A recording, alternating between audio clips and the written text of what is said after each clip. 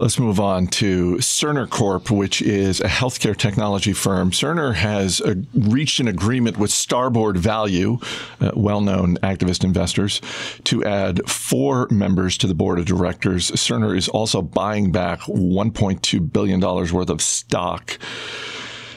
Which of these two things is pushing shares of Cerner up 10% today? Because my assumption is, just based on the fact that shares of Cerner have sort of treaded water over the last 5 years or so, I'm assuming it's the board seats.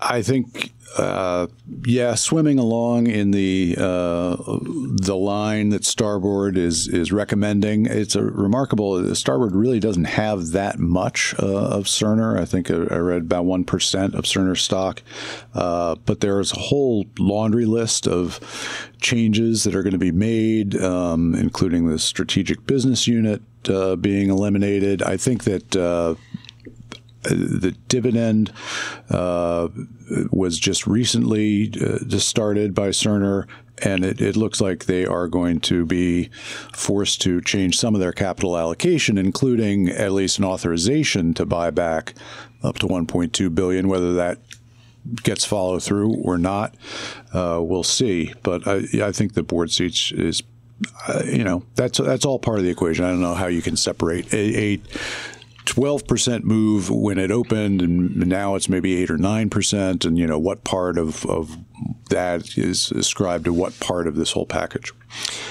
I'm not looking to knock Starboard Value, but I am curious about something that you just said, which is that Starboard Value only has a 1% of Cerner's stock. How are they getting 4 seats on the board if they only have 1% of the stock? This seems like something you get when you have at least 5% of the stock and really closer to 10% of the stock.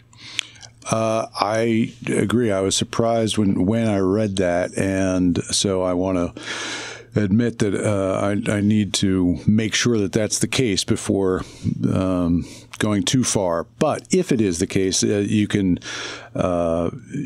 guess that they have some other shares that they are in communication with that are on their side. Because 1% is 1%. If that's all that it means, is hey, sell your 1% if you're that unhappy. I mean, you don't have as much power as you think. But if they have plenty of people on their Rolodex and know where to push the buttons and organize the votes at that proxy time, then that's a different story.